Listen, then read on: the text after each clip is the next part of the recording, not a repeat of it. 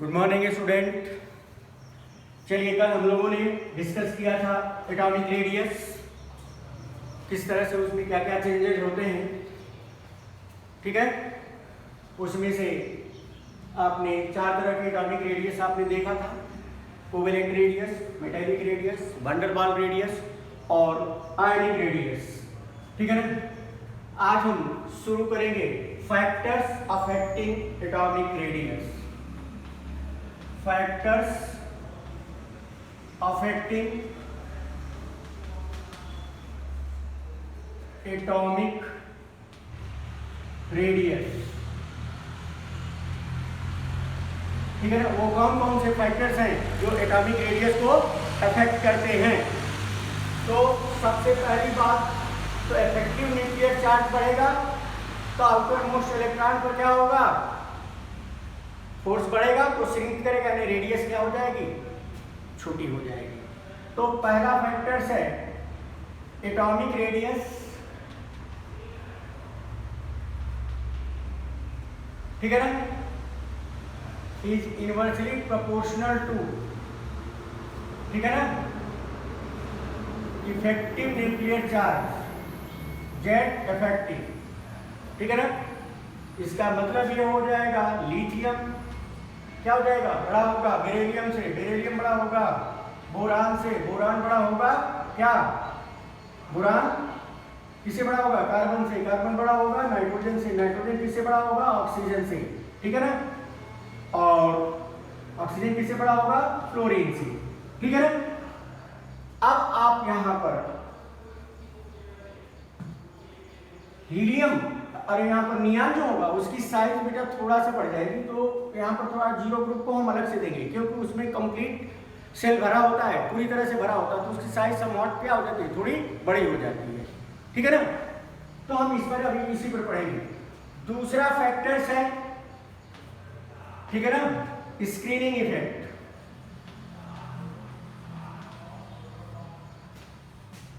Effect, ठीक है ना।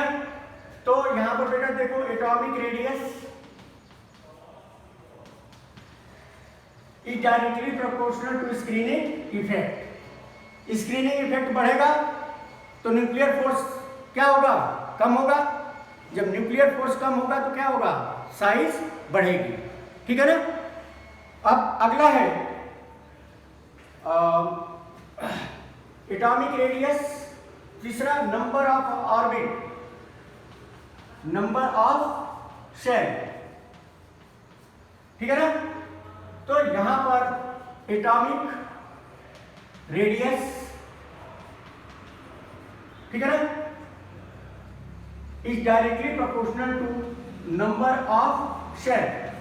सेल अगर बढ़ेगा तो एटॉमिक रेडियस क्या होगी, बढ़ेगी, ग्रुप बढ़ेगा, और सेल पीरियड बढ़ेगा तो क्या होगा, रेडियस बढ़ेगी। जैसे कि आप ये देख लो यहां पर कि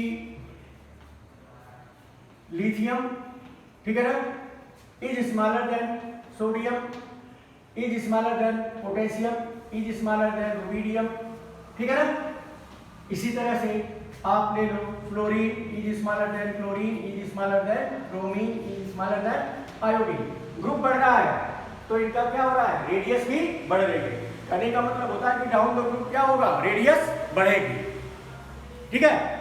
अगला हमें चलते हैं मैग्नीट्यूड ऑफ चार्ज। अगला जो फैक्टर दूसरे इफेक्ट करेगा वो होगा magnitude of charge. Magnitude of charge,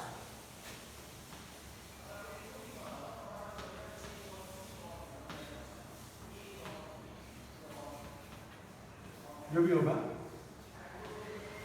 charge. ठीक है ना। इसके लिए है एटॉमिक रेडियस।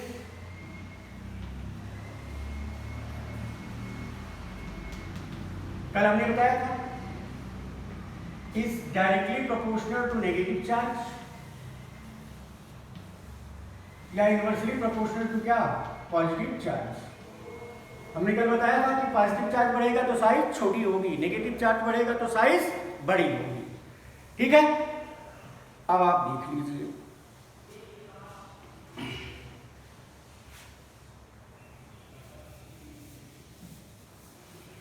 अगला है बॉन्ड ऑर्डर।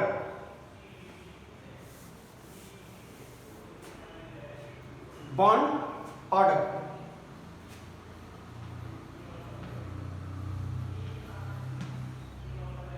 बॉन्ड ऑर्डर देखो मॉलिक्यूल होता है तो उसमें जितना ज्यादा बॉन्ड होगा उतना ही उसकी साइज क्या होगी, छोटी होगी। जितना कम बॉन्ड होगा साइज उसकी उतनी ही बड़ी होगी, ठीक है ना।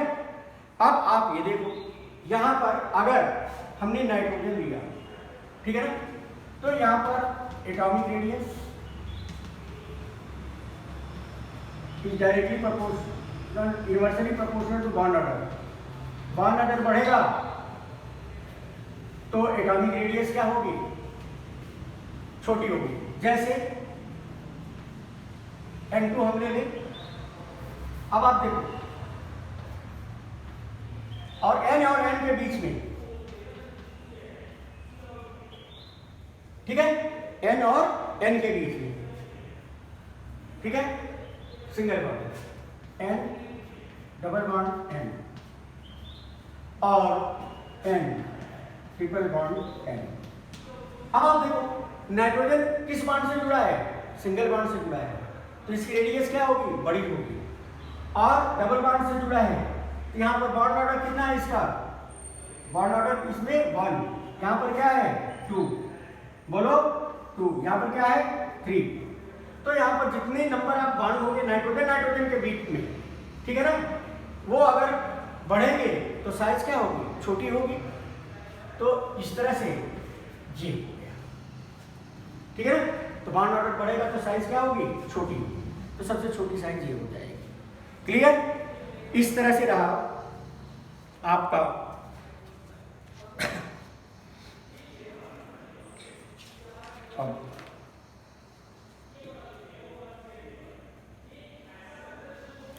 अब हम चलेंगे ट्रेंड्स।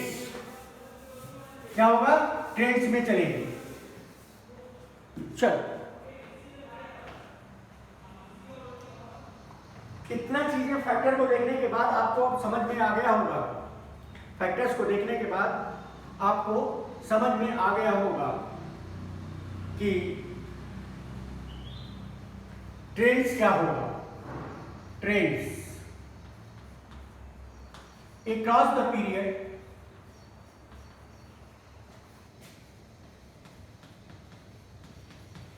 across the period, ठीक है ना, size decreases as number of electron across the period, size क्या हो जाए, decreases as number of electron increases from left to right, from left to right, ठीक है। अब आप देखो लिथियम है, बेरिलियम है, बोरान है, कार्बन है, ठीक है ना, ठीक है, नाइट्रोजन है। इस तरह से कर लो, या फिर देख लो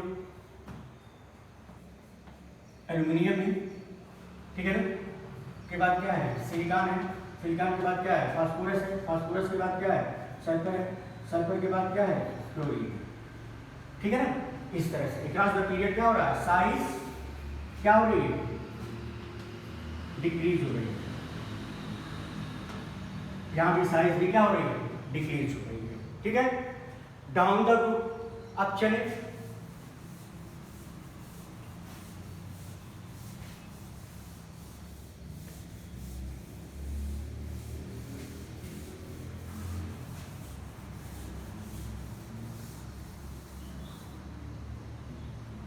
ठीक है ना। यहां पर देखो down the group, down the group, ठीक है ना, size increases as number of cell increases। Cell बढ़ेगा तो क्या होगा, साइज बढ़ेगी, इंक्रीज। ठीक है ना, जैसे lithium is smaller than sodium is smaller than, बोलो, potassium is smaller than rubidium is smaller than caesium, ये स्मॉलेस्ट होगा, ये लार्जेस्ट होगा। इसी तरह से फ्लोरीन है इज स्मॉलर देन फ्लोरीन है इज स्मॉलर देन ब्रोमीन है इज स्मॉलर देन आयोडीन है। इसी तरह से ऑक्सीजन इज स्मॉलर देन क्या, sulphur is smaller than selenium is smaller than tellurium, ठीक है ना। तो इस तरह से आप देखते चले जाओगे, यानी डाउन द ग्रुप क्या होगा, साइज इंक्रीज होगी। अब यहां पर कुछ हम वेरिएशन देखेंगे, कुछ एक्सेप्शनल केस देखेंगे, कुछ एक्सेप्शनल केस देखेंगे।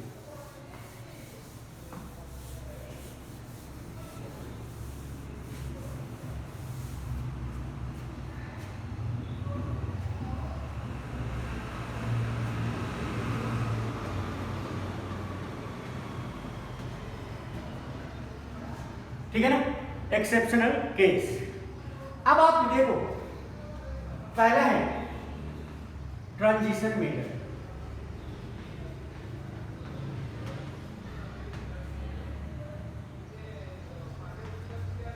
फर्स्ट सीरीज ट्रांजिशन मेटल का क्या होता है, स्कैंडियम है, टाइटेनियम है, वेनेडियम है, क्रोमियम है, मैग्नीज है, आयरन है, कोबाल्ट है, निकल है, ठीक है ना, कॉपर है और जिंक है, ठीक है ना। तो मैग्नीज तक तो क्या हो रहा है, यहां से यहां तक, ठीक है ना, यहां से यहां तक Jeff effective nuclear charge is larger than screening effect. Screening effect से लार्जर होता है तो साइज क्या हो रही है, बोलो, डिक्रीज होगी। साइज क्या होगी, डिक्रीज होगी। क्रॉस द पीरियड है ना, ये क्या है, P4 का है ना, तो क्रॉस द पीरियड जब जाओगे तो साइज क्या होगी, डिक्रीज होगी। लेकिन इसके बाद फिकोनी, आयरन, कोबाल्ट, निकल, ठीक है ना, जेफ, ठीक है ना, is almost equal to screening effect, ठीक है।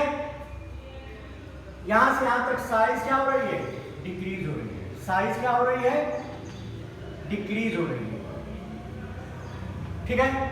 लेकिन क्यों कि जेफ इंक्रीज हो रहा है, जेफ बढ़ता जा रहा है यहां से यहां तक, ठीक है ना। क्या हो रहा है, साइज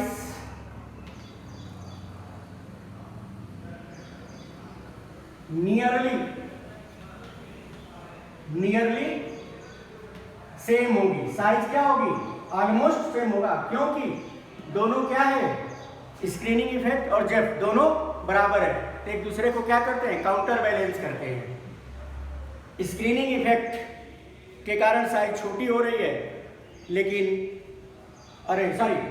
जेड इफेक्ट के कारण साइज क्या होगी, छोटी होगी, और स्क्रीनिंग इफेक्ट के कारण साइज बड़ी होगी। तो जब दोनों ही बराबर आ रहे हैं तो इनकी साइज क्या हो जाएगी, ऑलमोस्ट सेम हो जाएगी। यहां पर जेफ ज्यादा है, यानी साइज ज्यादा छोटा कर रहा है, और स्क्रीनिंग इफेक्ट साइज को बहुत कम बड़ा कर रहा है, तो यहां से यहां तक साइज क्या होगी, डिक्रीज होगी। लेकिन आयरन, कोबाल्ट, निकल में क्या हो जाएगा, साइज ऑलमोस्ट सेम रहेगी। अब यहां पर देखो, डी ऑर्बिटल है, डी ऑर्बिटल है, डी ऑर्बिटल यहां तक पूरी तरह से क्या हो रहा है, भर जाएगा, तो इसकी साइज क्या हो जाएगी, इंक्रीज, ठीक है ना। लास्ट में जाकर के थोड़ा सा साइज स्लाइटली इंक्रीज हो जाएगी। साइज क्या हो जाएगी, स्लाइटली इंक्रीज हो जाएगी, due to complete D orbital. Orbital पूरी तरह से यहां पर क्या हो रहा है, कंप्लीट हो जा रहा है, ठीक है। तो यहां पर आपको इसको देखना होगा। अगला आता है दूसरा, लेंथेनाइड कंट्रैक्शन।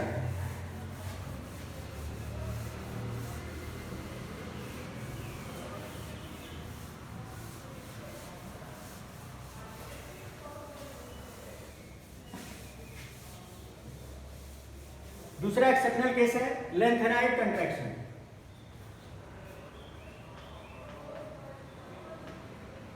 ट्वेल्थ में आपको आकर के मैं पढ़ाऊंगा जब D block element contraction, lanthanide contraction, ठीक है ना। अब यहां पर देखो P4 में क्या है, पीरियड 4 में स्कैंडियम है, पीरियड 5 में इट्रियम है और पीरियड 6 में लेंथेनम है, ठीक है ना। इसी तरह से आप यहां पर देख लो, जस्ट मिनट, ठीक है ना। Titanium third B second B, ये क्या है थर्ड बी, और ये क्या है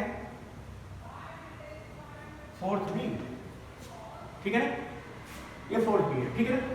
तो फोर्थ बी में क्या है टाइटेनियम है, इसके बाद जर्कोनियम होगा, फिर हैफनियम होगा, जर्कोनियम, फिर हैफनियम होगा, राइट। ये डाउन द ग्रुप है, डाउन द ग्रुप, ठीक है ना। ये इसी तरह से सारे में हो जाएंगे, कहां तक, अप टू फर्स्ट बी तक। ये इसे हम कहते हैं फर्स्ट ट्रांजिशन सीरीज,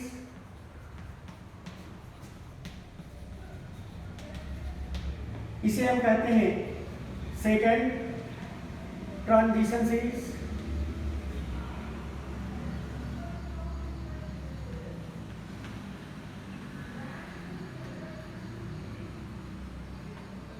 और इसे हम कहते हैं थर्ड ट्रांजिशन सीरीज,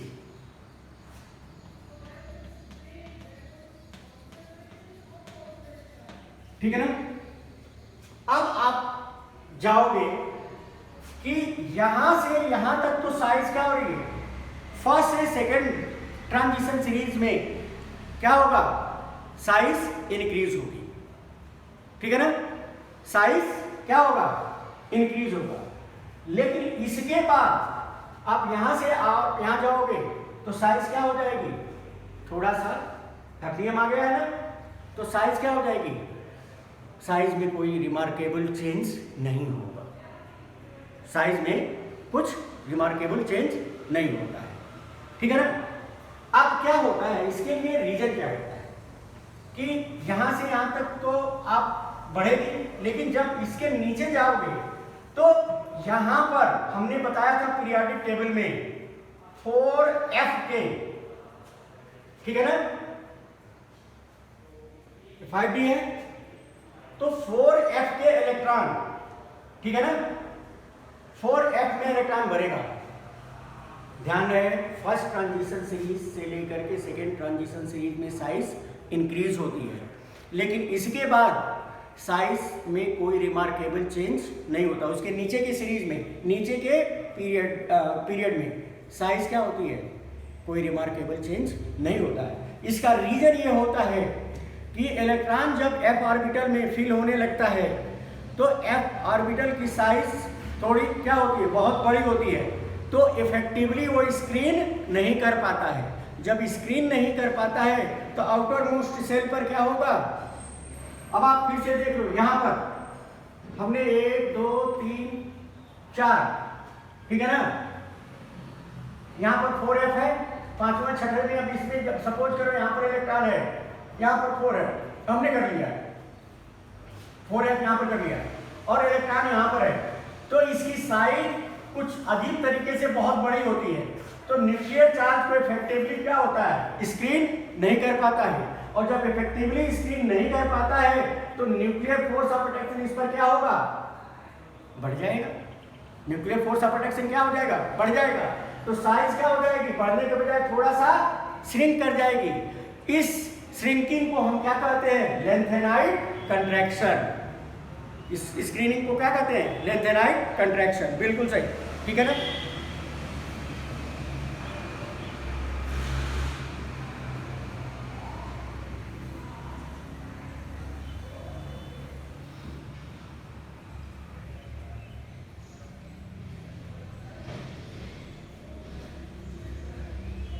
तो इसको लिखने के लिए हम इतना तो लिख लेना, फिर हम इसमें लिखेंगे क्या, इसको थोड़ा सा देख लेते हैं,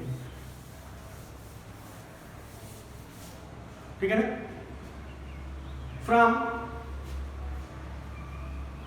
from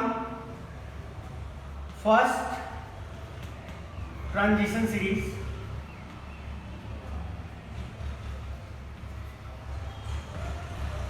to second transition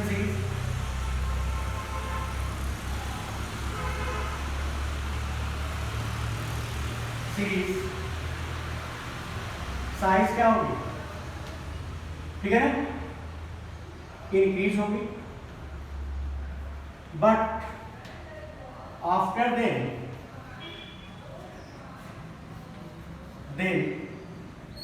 in fifth transition series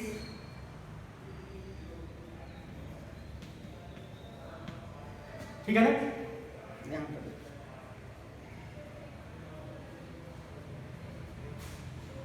fifth transition series, fifth and six आप लिखो, fifth and six transition series size slightly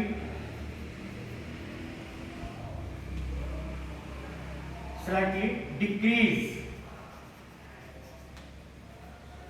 because electrons enters into, ठीक है ना, f ऑर्बिटल, इलेक्ट्रॉन कहाँ इंटर करता है, f ऑर्बिटल में, ठीक है ना, electron enters into f orbital which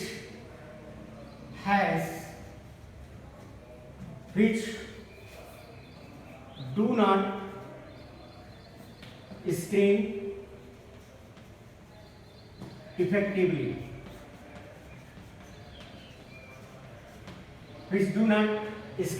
effectively, hence nuclear charge increase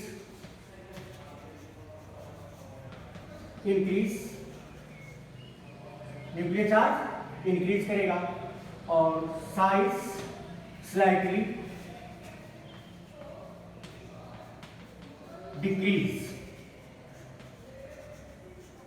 this is called lanthanide contraction,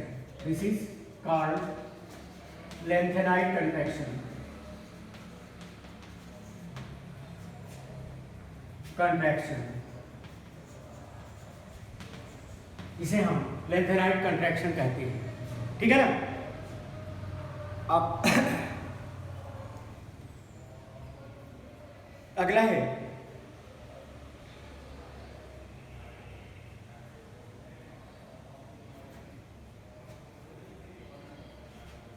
first second third तक, यहां तक थोड़ा सा आप देख लो, फर्स्ट सेकेंड थर्ड तक कर लो, ये हो गया फर्स्ट सेकेंड थर्ड कर लो।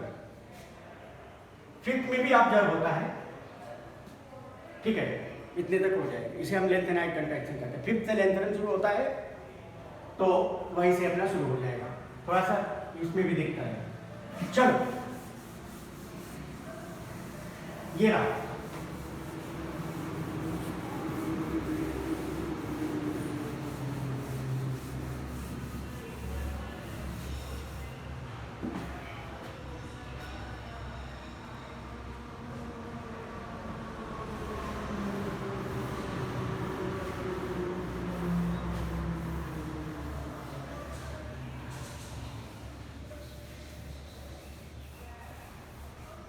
अगला है size of aluminium and gallium, size of aluminium and gallium are almost same,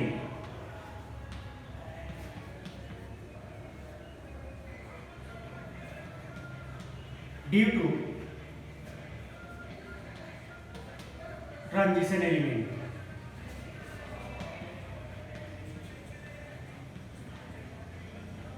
अब आप देखते हो ना, जिंक है, जिंक के बाद क्या आता है, ऊपर बोरान है, एल्युमिनियम है, और यहाँ पर क्या आ जाएगा, गैलियम है।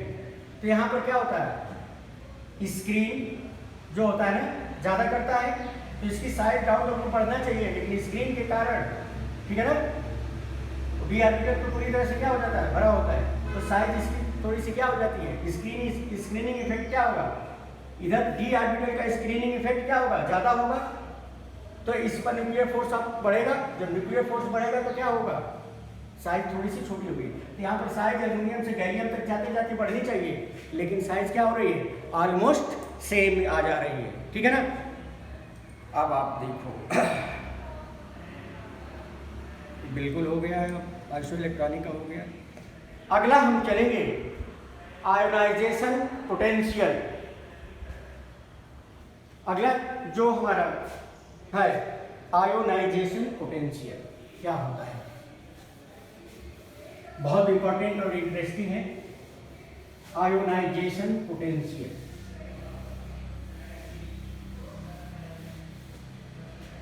चलिए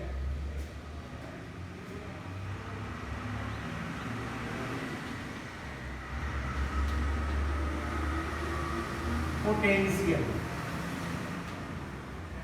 ठीक है ना, पोटेंशियल, ठीक है ना। चलिए इसको आयोनाइजेशन एंथैल्पी भी कहते हैं, और आयोनाइजेशन एंथैल्पी भी कहते हैं, एंथैल्पी, ठीक है ना। दोनों को, इसको हम आईपी से और इसे आईई से, दोनों से ही आप डिनोट कर सकते हो, चाहे इसे कर लो चाहे इसे कर लो, बात एक ही है। यहां पर देखो ये न्यूक्लियस है 281 है, कोई भी ले लो यहाँ पर। इस इलेक्ट्रॉन को बाहर निकालने के लिए, इस सेल की अपनी एनर्जी होगी, तो इसको बाहर निकालने के लिए हमें बाहर से एनर्जी देनी पड़ेगी, ठीक है ना। जैसे दूर जाओगे एनर्जी बढ़ती जाएगी, तो एनर्जी दोगे तब इलेक्ट्रॉन क्या होगा, सेल छोड़ करके पूरी तरह से बाहर चला जाएगा, सेल छोड़ करके पूरी तरह से बाहर चला जाएगा। तो इस एनर्जी को हम क्या कहेंगे, क्योंकि आप Na था, ठीक है ना। अब यहां पर ये क्या हो रहा है, यहां से आप एनर्जी दो, अब ये क्या हो जाएगा 28, अब ये क्या हो जाएगा Na पॉजिटिव, और एक इलेक्ट्रॉन बाहर निकलेगा। तो एनर्जी देने से सोडियम मेटल सोडियम आयन में कन्वर्ट हो गया, तो इस एनर्जी को क्या कहेंगे, आयन से ही आयोनाइजेशन एंथैल्पी, आयोनाइजेशन एनर्जी या आयोनाइजेशन पोटेंशियल कहेंगे। इसका नाम क्यों पड़ा, क्योंकि न्यूट्रल एटम से किस में बदल गया, आयन में बदल गया, तो उसे हम क्या कहेंगे, आयोनाइजेशन एंथैल्पी, जो एनर्जी इसमें इन्वॉल्व होती है, ठीक है ना। तो अब इसको हम डिफाइन कैसे करेंगे वो देखें। देखिए the energy ionisation enthalpy,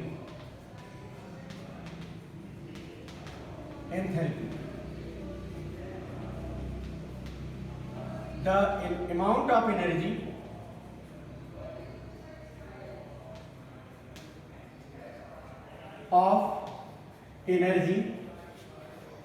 required,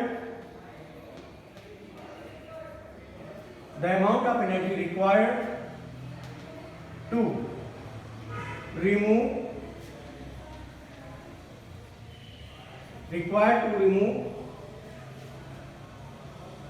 an electron from isolated gaseous atom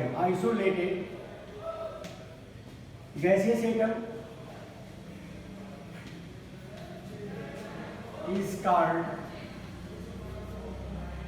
ionization enthalpy.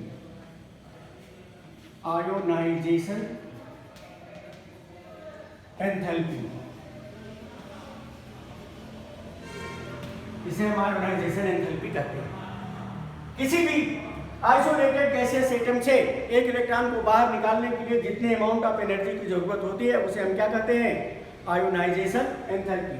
Suppose करो कि कोई ए एटम है, ठीक है ना, कॉमन ले लेते, एक इलेक्ट्रॉन बाहर निकाला गया, तो ये क्या हो गया, ए पॉजिटिव प्लस एक इलेक्ट्रॉन, तो आयोनाइजेशन एंथैल्पी इसको हम क्या कहेंगे, I1, ठीक है। अब ए पॉजिटिव से एक इलेक्ट्रॉन फिर बाहर निकाला गया, तो ये आ गया A2 पॉजिटिव, एक इलेक्ट्रॉन निकल गया। अब इस एनर्जी को हम क्या कहेंगे, I2, and then A2 positive से भी हमने एनर्जी दे करके इलेक्ट्रॉन निकाला और ये आ गया A3 पॉजिटिव प्लस एक इलेक्ट्रॉन। अब आप देखो तीनों स्टेप में एक एक इलेक्ट्रॉन निकल रहा है, तो क्या IE1 equal to IE2 equal to IE3 होगा? सोचो, हर एक स्टेप में सिंगल इलेक्ट्रॉन निकल रहा है, इसका मतलब ये एनर्जी भी क्या होगी, बराबर होगी? नहीं। कारण ये होता है कि जब एक इलेक्ट्रॉन निकल गया तो न्यूट्रल एटम से, ठीक है ना, ये पॉजिटिव आया, कैटायन हुआ, जब कैटायन हो गया तो क्या हो गया, इसकी साइज बढ़ गई। अरे साइज क्या हो जाएगी, छोटी हो जाएगी, पॉजिटिव चार्ज बढ़ेगा तो साइज छोटी होगी। न्यूक्लियर फोर्स ऑफ अट्रैक्शन बढ़ेगा, जब न्यूक्लियर फोर्स ऑफ अट्रैक्शन बढ़ेगा तो इसकी साइज क्या होगी, छोटी होगी, और छोटी होगी तो उसमें से इलेक्ट्रॉन निकालने के लिए पहले की अपेक्षा हमें ज्यादा एनर्जी की जरूरत होगी। तो जैसे जैसे पॉजिटिव चार्ज बढ़ेगा एनर्जी उसमें से इलेक्ट्रॉन निकालने के लिए एनर्जी भी क्या होगी, ज्यादा लगेगी। तो ये IE1 is smaller then IE2 is smaller then IE3 and dash dash dash. तो हर एक स्टेप में भले ही सिंगल इलेक्ट्रॉन निकालना हो, एनर्जी हमें ज्यादा देनी पड़ेगी क्योंकि साइज छोटी होती जाएगी, न्यूक्लियर फोर्स ऑफ अट्रैक्शन बढ़ता जाएगा।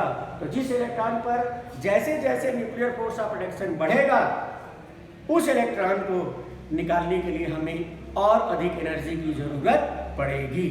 ठीक है, आज के लिए इतना ही, बाकी हम नेक्स्ट लेक्चर में करेंगे। Thank you.